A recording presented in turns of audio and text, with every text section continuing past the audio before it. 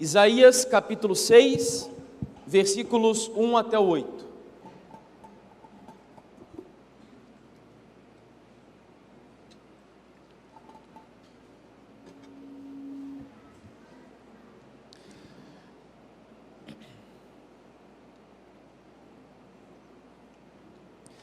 No ano da morte do rei Uzias, eu vi o Senhor assentado sobre um alto e sublime trono, e as abas de suas vestes enchiam o templo. Serafins estavam por cima dele, cada um tinha 6 asas, com 2 cobria o rosto, com 2 cobria os pés, e com 2 voava. E clamavam uns para os outros, dizendo: Santo, Santo, Santo é o Senhor dos exércitos, toda a terra está cheia da sua glória. Os umbrais das portas se moveram com a voz do que clamava, e o templo se encheu de fumaça. Então eu disse: ai de mim, estou perdido, porque sou homem de lábios impuros e habito no meio de um povo de lábios impuros, e os meus olhos viram o Rei, o Senhor dos exércitos. Então um dos serafins voou para mim, trazendo na mão uma brasa viva que havia tirado do altar com uma pinça. Com a brasa tocou a minha boca e disse: eis que esta brasa tocou os seus lábios. A sua iniquidade foi tirada e o seu pecado perdoado. Depois disto, ouvi a voz do Senhor que dizia: a quem enviarei? E quem há de ir por nós? Eu respondi: eis-me aqui, envia-me a mim. Após um reinado bastante longo, 52 anos especificamente falando, e também materialmente próspero para o povo de Judá, o rei Uzias morreu. E o problema é que com a morte dele, as esperanças do povo de Judá praticamente desapareceram. Era um momento crítico para o Reino do Sul. E a crise era vista por todos os lados. No âmbito político, o reino de Judá estava ameaçado, por exemplo, pela invasão dos exércitos da Síria, combinados com o reino de Israel. Juntos eles tramavam a invasão ao território de Judá e a destruição e a erradicação do reino do sul. E o problema é que agora faltava um rei que tivesse um caráter moral, que fosse um rei que liderasse o seu povo e tranquilizasse o povo diante de um perigo iminente que se encontrava diante deles. Além da crise política, o Reino do Sul também enfrentava agora uma crise no âmbito moral, na ética do povo de Judá. Diz a Bíblia que eles oprimiam os pobres, que eles abusavam do trabalho dos jornaleiros. Além disso, a palavra do Senhor diz que os juízes, inclusive, eram corruptos da nação do povo de Deus. Também não se preocupavam com a causa da viúva e do órfão, e a imoralidade, a falta de ética era tão grande, que o profeta Isaías, no capítulo 5, versículo 20, chega a dizer que eles misturavam e confundiam o bem com o mal e a luz com as trevas. A Bíblia também diz que havia uma crise terrível no âmbito da espiritualidade, mas não era apenas um problema de liberalismo que estava invadindo a igreja e o povo de Deus naquela época, não, muito pelo contrário, a religião havia se degenerado em uma mera formalidade, era um ritual, um cerimonialismo que tinha perdido completamente o significado. Tanto que no capítulo 1, Deus vai dizer que já não suportava mais tudo aquilo que eles ofereciam para o Senhor, as ofertas, as festas de lua nova, os sábados, tudo perdeu completamente o seu significado. E Ellen White, no livro Profetas e Reis, diz que o profeta Isaías estava no pórtico do templo refletindo sobre tudo isso que eu acabei de compartilhar com vocês. A condição espiritual, política, moral e ética da sua própria nação, do seu próprio povo. E enquanto ele refletia, ele olha para o alto, e daqui nós já temos uma lição que poderíamos extrair. Eu vejo no nosso país hoje, uma igreja cristã brasileira, extremamente preocupada com a condição ética, moral, política da nossa nação, e também espiritual. E vejo pessoas tentando resolver esses problemas pelas vias que não são aquelas que Deus nos chamou para resolver. Há poucos dias nós vimos cristãos engajados em uma causa lá em Brasília que não é aquela que Deus nos chamou para exercer nesse mundo. Pessoas supondo que nós vamos resolver os problemas da nação através da revolução, e não, a lição que Isaías nos dá é, quando há crise no meio da igreja, quando há crise na sua nação, quando há crise moral e ética no seu país, um único meio de resolver o problema é olhar para o alto. E Elias olhou, Isaías olhou, melhor dizendo, e a Bíblia diz que ao olhar para o alto, ele olhou para um lugar específico nas alturas, que era o santuário. E assim como Asaf, quando no Salmo 73, se não me engano, ele também discorria e refletia sobre alguns dilemas existenciais da sua vida. Ele não conseguia entender como os ímpios, homens maus e cruéis, tinham uma vida tão próspera, uma vida abundante, uma vida plena, e muitas vezes melhor do que a vida dos filhos de Deus, pelo menos no âmbito humano falando. E quando os problemas de Asaf pareciam insolúveis, a Bíblia diz que ele entra no santuário. E mais uma vez nós temos aqui um servo de Deus, um mensageiro de Deus, olhando para o templo, olhando para o alto, olhando para o santuário, com o objetivo de compreender melhor os propósitos de Deus para a sua igreja neste mundo.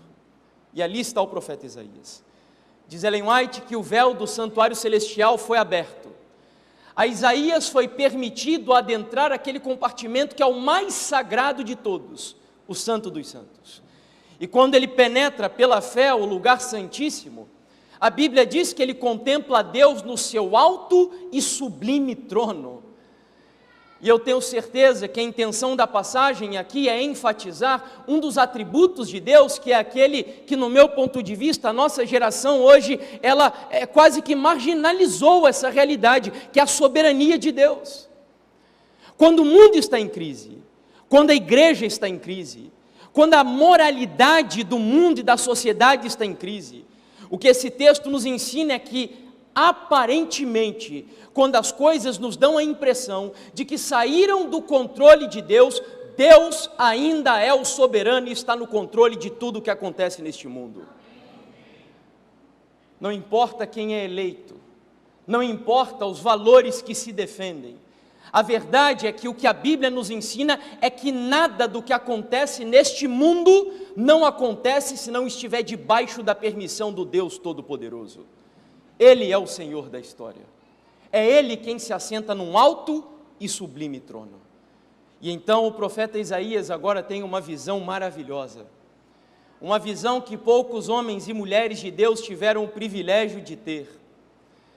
Eu quero extrair dessa experiência de Isaías 4 lições breves aqui para essa reflexão desta manhã, onde a primeira delas, eu diria que quando Deus chama alguém, quando Deus convida alguém para a sua missão, antes disso, primeiro Ele se revela a esta pessoa. Como nós chegamos a essa conclusão?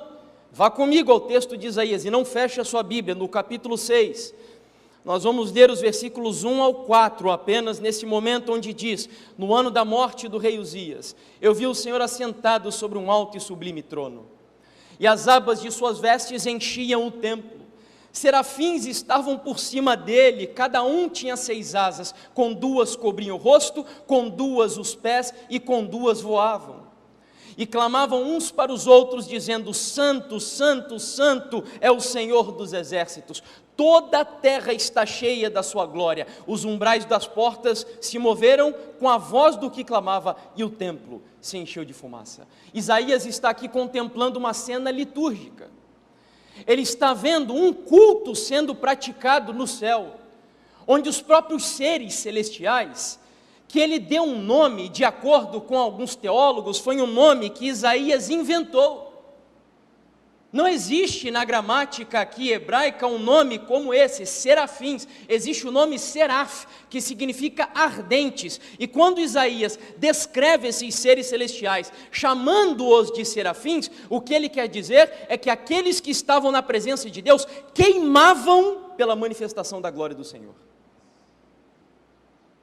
Com 2 asas cobriam o rosto, com 2 cobriam os pés, com 2 voavam. E daqui eu tiro uma lição. Vejam que das 6 asas, 4 eles usam para adorar e 2 eles usam para servir, porque a primeira lição que extraímos aqui do texto é: não existe missão e serviço se antes disso nós não prestamos a Deus uma devida adoração.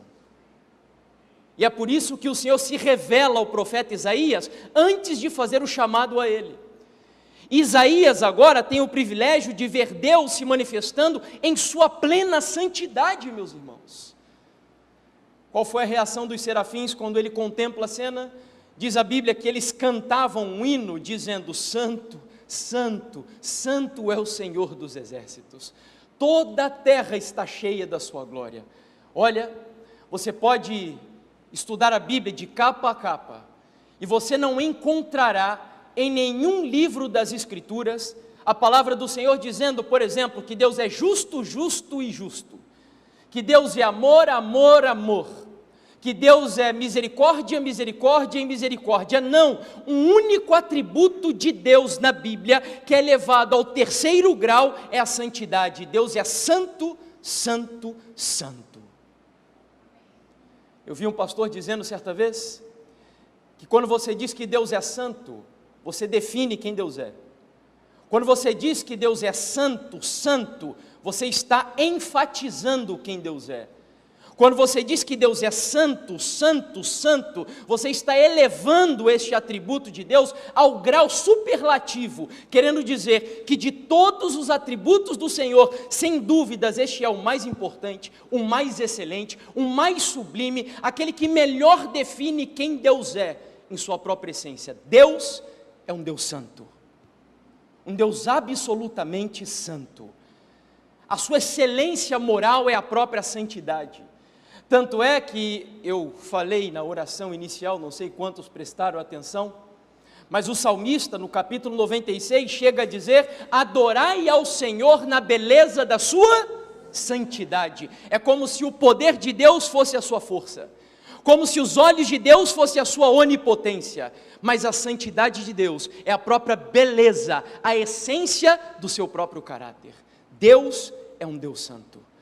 Ele é tão santo que você pode, de igual maneira, percorrer toda a Bíblia, e você não vai encontrar a Bíblia, por exemplo, dizendo seu sábio nome, seu grande nome, seu justo nome, mas no Salmo 111, versículo 9, a Bíblia vai dizer: santo e tremendo é o seu nome. E você sabe que na Bíblia o nome está relacionado com o próprio caráter daquela pessoa. Deus é um Deus santo. Um pastor adventista, que é o pastor Emilson Reis, já jubilado, escreveu esse livro espetacular chamado A Ira de Deus no Mundo dos Homens, onde ele diz: de todos os outros a santidade é o atributo que mais se destaca em Deus. É o atributo divino que qualifica todos os demais e também condiciona e limita o exercício deles. Quando eu digo que o atributo mais excelente em Deus é a sua santidade, eu não quero diminuir o amor, a misericórdia, a graça e os outros atributos, não, mas é para nós entendermos que o amor de Deus é um amor santo, a justiça de Deus é uma justiça santa, a ira de Deus é uma ira santa. Então, como diz aqui o pastor adventista, ele é um atributo que qualifica todos os demais. Uma das coisas que eu mais admiro é a capacidade que algumas pessoas têm de sintetizar em poucas palavras verdades profundas, e principalmente quando isso é dito de maneira poética. E aqui o Augustus Strong diz assim: a santidade é o trilho onde a locomotiva do amor deve correr. Você consegue captar a profundidade disso aqui? A santidade é o trilho, e todos os atributos percorrem o trilho da santidade, que os conduz, que os regula, que os orienta. Todos os atributos não se desviam do trilho da santidade de Deus. Não é o meu tema central aqui, mas eu não poderia deixar de falar sobre esse assunto, porque a igreja brasileira, a igreja mundial, precisa justamente compreender o que Isaías precisou entender aqui nesse momento. No momento de crise, Deus se manifesta para o seu servo e na plenitude da sua santidade.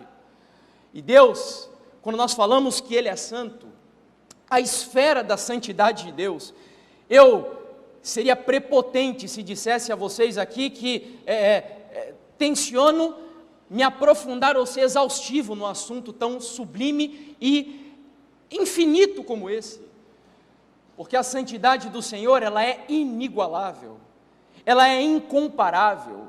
Quando nós falamos que Deus é santo, Ele é santo em duas esferas, qualitativamente e quantitativamente. Qualitativamente é no sentido moral. Para você ter noção, a Bíblia diz em Jó capítulo 15, versículo 15, que nem os céus são puros aos olhos de Deus. Você consegue entender isso? É claro que aqui há um exagero de linguagem. Não há pecado no céu, não há imperfeição no céu, mas Deus é um Deus tão santo, tão puro, tão imaculado, que o próprio céu, que é perfeito, é imperfeito e impuro aos olhos de Deus. O mesmo livro de Jó, capítulo 4, versículo 18, a Bíblia diz que Deus atribui imperfeição aos anjos que não caíram. E você sabe que Abacuque também vai dizer que Deus, ele é tão puro de olhos que não pode nem o quê? Você lembra? Ver o mal. Não é que Deus não pratica o mal, Deus não suporta nem ver o mal. É por isso que na cruz do Calvário, como eu dizia ontem no tema que tratamos lá no seminário, quando Jesus estava morrendo ali como o pior de todos os pecadores, diz Ellen White que Deus desviou a sua face do seu filho, porque ele não suportava ver tamanha quantidade de pecados sendo ali postos sobre o Filho de Deus. Mas Deus, ele também é santo na esfera quantitativa. É verdade que a Bíblia diz, sede santos como eu sou santo, mas um ser humano nunca será capaz de atingir a esfera de santidade de Deus, porque Deus é incomparável, Deus é inatingível, Deus é impossível de nós alcançarmos a santidade e a esfera de sublimidade deste atributo que nós estamos tratando aqui. Isso não é a minha ideia. Por exemplo, o salmista, ou melhor, Samuel vai dizer em 1 Samuel capítulo 2, versículo 2, não há santo como o Senhor. Ninguém é capaz de se comparar à santidade de Deus. É por isso que, infelizmente, nós temos aqueles legalistas hoje na igreja. Às vezes nós, que buscamos um cristianismo mais conservador, ignoramos esse braço que também é diabólico e que tem afetado a igreja do Senhor, porque Ellen White diz que quando o diabo não consegue prender uma pessoa no frio formalismo, ele empurra para o fogo do fanatismo. E se o progressismo e o liberalismo são destruidores da igreja, também o fanatismo o é, destruidor da igreja do Senhor. E muitos que advogam santidade e falam sobre santidade não entendem a diferença que existe entre santidade na esfera humana e santidade na esfera divina. Diz a Bíblia que não há santo como o Senhor.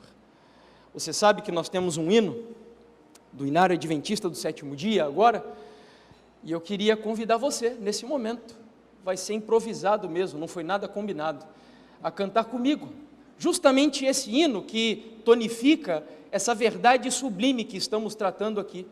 O hino diz assim, quem conhece, cante, a gente vai cantar só a primeira estrofe e o refrão.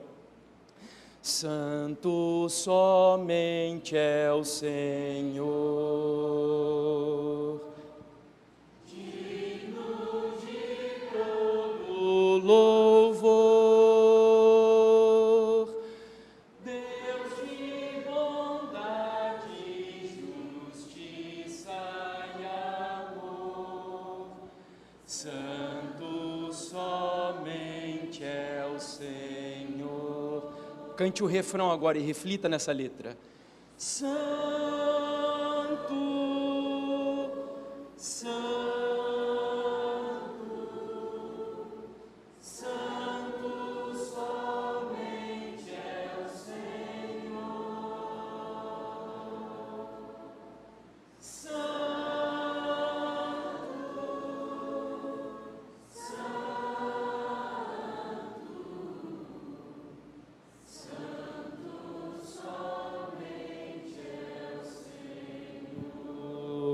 Santo é o quê? Santo somente é o Senhor. Amém? Santidade.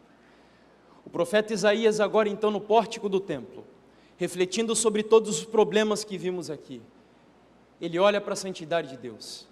Deus se revela a ele de maneira sublime, de maneira santa, e quando Isaías se depara com a santidade do Senhor, vem a segunda lição do texto. A primeira delas, quando Deus chama, primeiro ele se revela. A segunda lição, quando Deus chama e se revela, o pecador reconhece e declara a sua incapacidade. Vamos comigo a Isaías capítulo 6, versículo 5. Diz assim o texto: então eu disse, ai de mim que estou perdido, porque eu sou um homem de lábios impuros e habito no meio de um povo de impuros lábios. E os meus olhos viram o Rei, o Senhor dos exércitos. Meus irmãos, aqui nós temos agora o exemplo de alguém que quando se coloca diante da santidade do Senhor, é impossível que a reação seja outra. Isaías se sentiu imundo diante de Deus, assim como o apóstolo Pedro, você vai se lembrar da história, no famoso mar da Galileia, naquela experiência conhecida como a grande milagrosa pesca. O apóstolo Pedro estava ali, com o seu empreendimento, era um barco, e os seus sócios estavam presentes, André, Tiago e João, e Jesus pede para o barco ser afastado um pouquinho mais, ele entra no barco, o barco se torna um púlpito, e ele começa a discursar aquela assembleia que estava diante dele. Depois de terminar o seu discurso, Jesus Cristo olha para o barco e o barco está vazio, e diz então a Pedro, Pedro, lança as redes, e Ellen White diz que manda lançar as redes do lado direito, que era o lado onde Jesus estava. E aí Pedro olha para Jesus e diz em outras palavras, Senhor, eu sou pescador, eu sei que como pescador, à noite é o melhor horário para pescar, nós passamos a noite toda aqui e não pescamos absolutamente nada, mas pela tua palavra, olha o poder da palavra de Deus aqui, eu lançarei as redes. E ele lançou, e você sabe o restante da história. E quando ele puxa as redes para dentro do barco, diz a Bíblia que diante da manifestação do poder de Deus, da santidade de Deus, da esfera sublime da majestade de Deus, Pedro se sente tão pecador que ele diz, afasta-te de mim, porque eu sou um pecador. Não há como um filho de Deus reagir de maneira diferente. E a Bíblia diz que o profeta Isaías, ele reage dessa forma.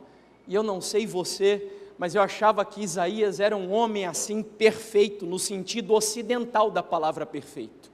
Eu achava que ele era um homem reto, um homem íntegro, um homem zeloso, alguém que tinha uma devoção religiosa extremamente considerável diante de Deus. Foi quando eu me deparei com duas citações de Ellen White na revista Review and Herald, que não está traduzida em português, mas eu quero trazê-la aqui para vocês. Ela diz assim: Isaías havia condenado os pecados de outros, mas agora ele se viu exposto à própria condenação que havia pronunciado sobre eles. Em sua adoração a Deus, ele se contentara com uma cerimônia fria e sem vida. Ele não havia percebido isso até receber uma visão do Senhor. E ela continua: quão pequenos os seus talentos e sabedoria lhe pareceram então, ao contemplar a santidade e majestade do santuário, quão indigno ele era, quão impróprio para o serviço sagrado. Meus irmãos, nós vamos continuar aqui a história, e nós vamos ver que os anjos, quando descem para purificar Isaías, pegam a brasa do altar e purificam os seus lábios. E eu imagino aqui um profeta Isaías, que, como diz um amigo meu lá de Portugal, se tornou um crítico profissional da igreja. Porque Deus não está apenas preocupado com aquilo que você faz, Ele está preocupado com as causas daquilo que você faz. Eu vejo muitas pessoas que chegam para mim e dizem assim: meu irmão, eu lá na minha igreja não posso nem pregar, porque o povo lá não gosta de mim, porque quando eu subo no púlpito eu falo o que tem que falar, e rasgo o verbo. E certa vez eu estava refletindo nas palavras de Calvino, onde ele dizia assim: Senhor, eu amo pregar, mas não me dê amor apenas pela pregação, me ensine a amar aqueles para quem eu prego. Com que motivo você faz o que faz? Porque você pode, mesmo pregando, mesmo orando, estar ofendendo o caráter santo de Deus. E era isso que o profeta Isaías estava aqui fazendo. Se tornou um crítico profissional da igreja. E quantos críticos e ministérios nós temos aí, Brasil afora e mundo afora hoje, que só vivem para criticar a igreja, achando-se santos, pensando que são mais consagrados, porque não fazem isso, não fazem aquilo. Este era o profeta Isaías, até que Deus se revelou a ele. Mas ainda tem uma segunda citação, e Ellen White continua dizendo aqui, que Isaías recebeu uma visão maravilhosa da glória de Deus. Ele viu a manifestação do poder de Deus, e depois de contemplar a sua majestade, recebeu a mensagem para ir e fazer uma determinada obra, mas sentiu-se totalmente indigno para ela. O que lhe fez considerar-se indigno? Vejam o que ela continua: ele pensou que era indigno antes de ter uma visão da glória de Deus? Não! Ele imaginou que era reto diante de Deus, mas quando a glória do Senhor dos Exércitos lhe foi revelada, quando ele contemplou a inexprimível majestade de Deus, ele disse: ai de mim, que eu estou morto. Segunda lição aqui: quando Deus te chama, em primeiro lugar ele se revela. Quando ele se revela, é natural que o pecador tenha um sentimento de incapacidade e indignidade diante da missão sagrada que Deus lhe encarregou. Você está sendo chamado para um ministério, mas qual é o sentimento que está no seu coração aqui hoje? É um sentimento de incapacidade? É um sentimento de indignidade? Você se sente muito pequeno e ínfimo diante desse Deus? Assim como Jó, que antes dizia que queria que Deus montasse um tribunal diante dele, e ele defenderia a sua causa, e mostraria que ele era um homem íntegro e justo, e etc. Mas quando Deus se revelou a Jó, dizendo: onde você estava quando eu lancei os fundamentos da terra? E Jó disse assim: olha, antes eu o conhecia de ouvir falar, mas agora eu o conheço, porque eu contemplei a sua face, e agora eu me abomino e me humilho no pó e na cinza. Essa deve ser a atitude. Mas em terceiro lugar, quando Deus chama você e se revela a você, e quando o pecador reconhece a sua santidade, aqui vem a coisa mais maravilhosa de todo: Deus justifica você e purifica você. Louvado seja o Senhor por isso. Você não precisa mergulhar e se aprofundar nas misérias dos seus pecados. Diz a Bíblia, Isaías capítulo 6, versos 6 até o 7. Então, um dos serafins voou para mim, trazendo na mão uma brasa viva, que havia tirado do altar com uma pinça. Com a brasa tocou a minha boca e disse: eis que esta brasa tocou os seus lábios. A sua iniquidade foi tirada, meus irmãos. Não existe perdão de Deus sem que antes seja antecipado, me perdoe a redundância, por um profundo arrependimento e confissão de pecados. Quando Deus se revela em toda a sua santidade, em toda a sua sublimidade, em toda a sua majestade, o pecador naturalmente vai se humilhar diante de Deus. Primeiro, o arrependimento antecede o perdão e a confissão, e hoje, infelizmente, nesse movimento do evangelicalismo religioso do nosso país, muitos não têm noção nem mais do que são as coisas mais elementares do evangelho. Eu me lembro aqui, por exemplo, há alguns anos, não sei quantos vão recordar, quando o doutor Drauzio Varela foi visitar num presídio. Você lembra dessa cena?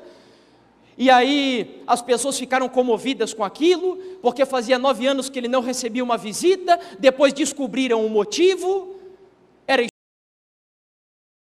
e nem a família queria saber mais dele, porque ele havia... Isso causou uma comoção e uma indignação nacional, porque o doutor Drauzio foi lá e o abraçou, e eles colocaram uma música bastante emotiva para sensibilizar o coração das pessoas. Na semana seguinte, crianças estavam escrevendo cartas para essa pessoa lá no presídio, e eu vi nas redes sociais muitas pessoas da nossa igreja, inclusive, dizendo que o doutor Drauzio Varela pregou o verdadeiro evangelho, porque aquele homem que estava ali se equiparava ao ladrão na cruz. Eu te pergunto, se equiparava ao ladrão na cruz? Jamais, porque este homem lá no presídio, em momento algum demonstrou arrependimento e confissão dos pecados, muito pelo contrário, ele se colocou como vítima diante daquela situação. E o verdadeiro evangelho exige que o pecador diante de Deus, que é chamado pelo Senhor, antes se arrependa dos seus pecados, profundamente se humilhe no pó, confesse os seus pecados. E a causa é a seguinte: Deus vai não só perdoar você, mas em nome de Jesus vai santificar e purificar você. É a promessa do Senhor. Agora, nós vamos à última lição. Quando Isaías passa por essas experiências, chega o chamado definitivo. Primeiro, Deus se revela. Segundo, Ele se humilha. Terceiro, Deus justifica e santifica. Quarto, agora sim, vem o chamado do Senhor. Deus chega para Isaías e veja que Deus não o obriga. Deus pergunta. Isaías capítulo 6, versículo 8. Depois disto, ouvi a voz do Senhor que dizia: a quem enviarei? E quem há de ir por nós? E por que nós aqui? Por que nós? Porque é a Trindade. Deus é quantas pessoas? 3 pessoas. Então a Trindade Celestial agora se coloca daquele homem de Deus e pergunta: quem há de ir por nós? E a Bíblia diz: eu respondi, eis-me aqui, envia-me a mim. Sabe, viver com Deus precede a necessidade de viver para Deus. Você entende isso? Consagração vem antes de ministério. E eu li uma frase recentemente onde o autor dizia que ministério não é o que eu faço para Deus, é o que Deus faz através de mim. Você entendeu? Ministério não é o que eu faço para Deus, é o que Deus faz através de mim. E é por isso que o Senhor precisa que você se arrependa, que você se humilhe, que você reconheça a sua incapacidade, e só agora Ele vai poder usar você. Só agora Ele vai poder torná-lo um objeto de glória e honra nas mãos dEle, porque ministério, volto a repetir, não é o que você faz para Deus, mas é o que Deus faz através de você. Primeiro vem o perdão e a santificação, depois a missão. Quando Isaías passou por isso, ele entendeu o chamado do Senhor, porque a experiência não poderia se encerrar aí. Há pessoas que são perdoadas, há pessoas que são santificadas, mas há pessoas que não trabalham. E Ellen White diz que todo pecador arrependido nasce no reino dos céus como um quê? Missionário. Missionário. Então a missão, ela é a marca da igreja nessa terra. Depois que nós percorremos todo esse trajeto, chegamos na missão. E a história de Isaías, e com isso eu encerro, ela me faz lembrar da história de um grande homem de Deus. A história daquele que é o primeiro, ou foi o primeiro missionário da igreja adventista do 7º dia enviado ao exterior. O missionário que hoje dá nome à universidade adventista mais conhecida no mundo. Eu me refiro a John Evans Andrews. Nascido no ano 22 de julho de 1829. Eu não estou falando aqui de um homem qualquer. Era um homem capaz, um autodidata, um homem extremamente intelectual, um erudito. Carregava sempre algum livro consigo por onde passava. Dizem ainda os seus biógrafos que o livro sobre o qual ele mais se debruçava era a Bíblia. Tanto é que ele era capaz de ler a Bíblia em até 7 idiomas. Perguntaram para ele certa vez: Pastor Andrews, o senhor seria capaz de reproduzir a Bíblia de memória? E ele respondeu o seguinte: olha, o Antigo Testamento eu teria dificuldades, mas se por acaso o Novo Testamento se perdesse, eu seria capaz de reproduzi-lo palavra por palavra. No ano de 1874, o presidente da Conferência Geral da Igreja Adventista do 7º dia estava em uma assembleia, e naquela ocasião muitas cartas da Europa chegavam para os adventistas dos Estados Unidos, dizendo que eles estavam entrando em contato com a mensagem adventista. Nós precisamos de um pastor aqui, diziam as cartas. Nós queremos ser batizados. Quem nos batizará? E então, Ellen White, que estava presente na conferência, se levanta e começa a dizer que aquelas cartas eram um convite do próprio Jesus à assembleia que estava presente. Jesus estava chamando o povo para anunciar na Europa a mensagem do terceiro anjo, aquela mensagem que diz ela que o mundo todo está à espera de ouvir. E aí ela termina o seu apelo dizendo: E se o Senhor hoje pergunta, a quem enviarei? Quem há de ir por nós? Lá nos fundos da igreja, um homem bastante delgado, magrinho, com a sua típica barba ruiva e bastante expressiva, ele se levanta e ele diz: se parecer bem aos irmãos, eu digo, eis-me aqui, envia-me a mim. Era Andrews que deu essa resposta ao chamado do Senhor. Eu não tenho tempo agora de contar toda a história para vocês, mas a história de Andrews foi extremamente inspiradora. Quando Andrews partiu para a Basileia, com a sua filhinha Mary, de 12 anos, e o seu filho Charles, de 16 anos de idade, o Tiago White disse que ele deixava os Estados Unidos com a metade da sua família no silêncio da sepultura, porque a sua esposa, Angeline, ele era apaixonado por ela, havia morrido de tuberculose. 2 filhinhas suas, 2 filhos seus, também morreram bastante prematuramente.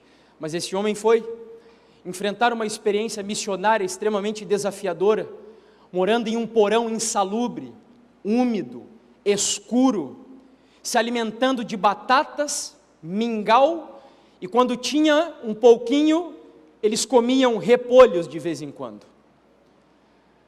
As dificuldades deles eram tão grandes que nem o banheiro tinha condições de receber aquela família de forma adequada. Tanto é que, com pouco tempo, a sua filhinha contraiu uma enfermidade que traria para ele uma lembrança extremamente amargurante. Ele viu a sua filha com febre, ele viu a sua filha tossindo, quando então ele viu que a tosse da sua filha expelia sangue também em um dado momento. Os temores dele se cumpriram. A pequena Mary, que era o seu braço direito na missão da Europa, contraiu a enfermidade que matou exatamente a sua mamãe, tuberculose. A doença foi se agravando e ele se preocupando cada vez mais com ela. Foi quando a Assembleia Geral, no ano de 78, nos Estados Unidos, chamou o pastor Andrews para ir para lá, prestar um relatório sobre a missão lá na Europa. A missão estava avançando. Andrews era um homem incansável, ele escrevia, ele pregava, ele mal dormia, foi advertido por Ellen White, inclusive, muitas vezes, sobre a falta de descanso, por causa da intensidade do ministério. E aí a Assembleia o chamou, mas eles não tinham dinheiro para levar a pequena Mary para lá, e ele disse: eu não posso, eu não vou deixar minha filha nessas condições aqui nesse momento. A minha filhinha que saiu daí e veio até aqui e tem sido o meu braço direito nessa missão, eu não posso deixá-la. E ele, que pagou a sua passagem dos Estados Unidos para a Europa e tinha sobrado um pouquinho de dinheiro, pagou agora a passagem para sua filhinha ir com ele juntamente à Assembleia nos Estados Unidos. Chegando lá, ela foi internada no hospital de Battle Creek. Ali estava o Dr. Kellogg. Ele começou a tratar dela, mas aos poucos a doença foi se agravando. E o Dr. Kellogg chegou para Andrews e disse: Andrews, aproveite, entre no quarto, esses são os últimos momentos da sua filha. Quando ele entrou lá, ela se agarrava ao braço dele e dizia: papai, não me deixe só, não me deixe só. E ele ali estava com ela, com um lenço nas mãos, pegando os últimos suspiros da sua filha, enxugando a boquinha dela com sangue, tentando dar forças para ela. Quando então, aos 17 anos de idade, a pequena Mary morreu. Na revista Review and Herald, o pastor Andrews fez um relato sobre essa experiência dele, dizendo que a impressão que ele tinha com a morte da sua filha é que ele estava se agarrando em Deus agora com uma mão adormecida. Mas o Deus, que é um Deus de amor e misericórdia, escreveu uma mensagem para ele. Eu já estou encerrando, estou com o meu tempo esgotado. Ele usou a serva do Senhor, Ellen White, e ele mandou uma mensagem para o pastor Andrews dizendo: nossos profundos sentimentos estão com você em sua grande tristeza, mas não nos entristecemos como aqueles que não têm esperança. Mary, querida e preciosa menina, descansa. Com os penetrantes olhos da fé, você pode antever a sua Mary, com a mãe e os outros membros da sua família, respondendo ao chamado do doador da vida e levantando-se triunfante sobre a morte. O Senhor o ama, meu querido irmão, Ele ama você. O que Ellen White estava dizendo era: pastor Andrews, não se preocupe, continue trabalhando para o Senhor, Deus está garantindo a você que naquele grande dia da ressurreição, você verá a sua família toda reunida novamente, e irá com ela morar por toda a eternidade no reino dos céus. Isso recobrou o ânimo do pastor Andrews, mas a verdade é que ele nunca voltou a ser o mesmo de antes.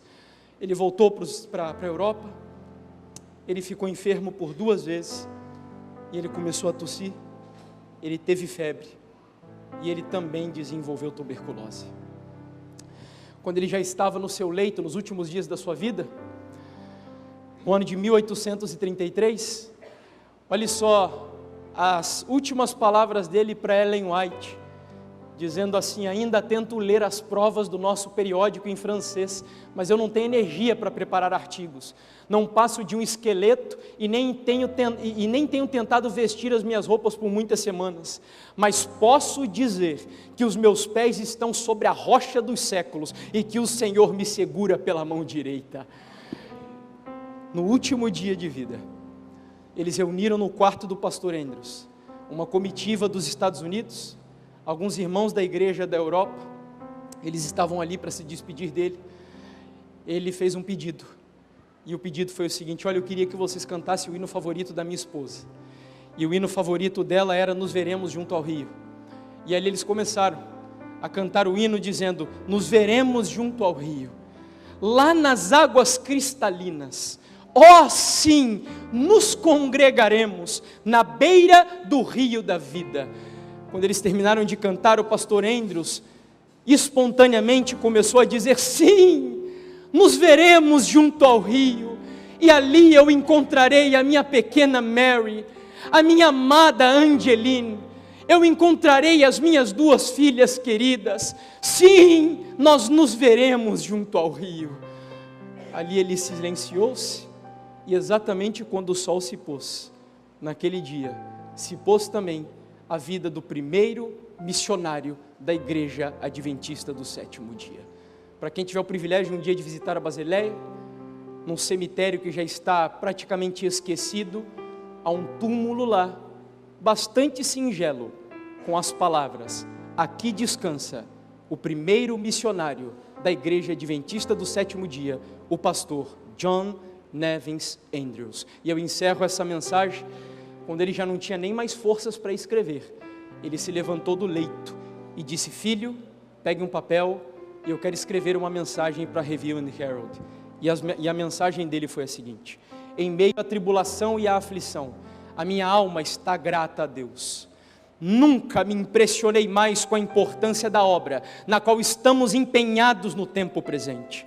O meu coração está preso a ela, e numa obra tão sagrada eu alegremente gastaria e me deixaria gastar.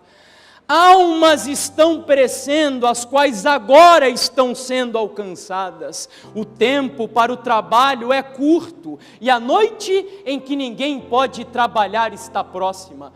Não devemos então, enquanto é dia, fazer o que pudermos para que possamos, de alguma maneira, salvar alguns? Uau! Que sentimento impelia esse homem. Eu encerro essa mensagem com as palavras da mensageira do Senhor. O mundo está esperando para ouvir.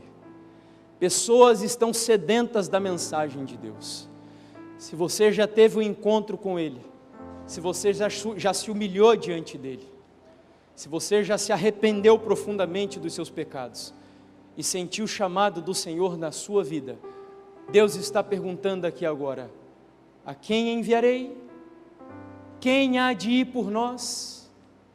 E se a sua resposta é: eis-me aqui, envia-me a mim, nós teremos agora uma mensagem musical, e eu gostaria que você se colocasse em pé, mas reconhecendo as suas debilidades, as suas incapacidades, a sua insuficiência, mas acima de tudo, que o Deus Todo-Poderoso pode pegar o seu cajado, a sua farinha e o seu pão, as suas incapacidades, e usar você para a glória dEle e para o progresso da sua igreja no planeta Terra, em nome do Senhor Jesus.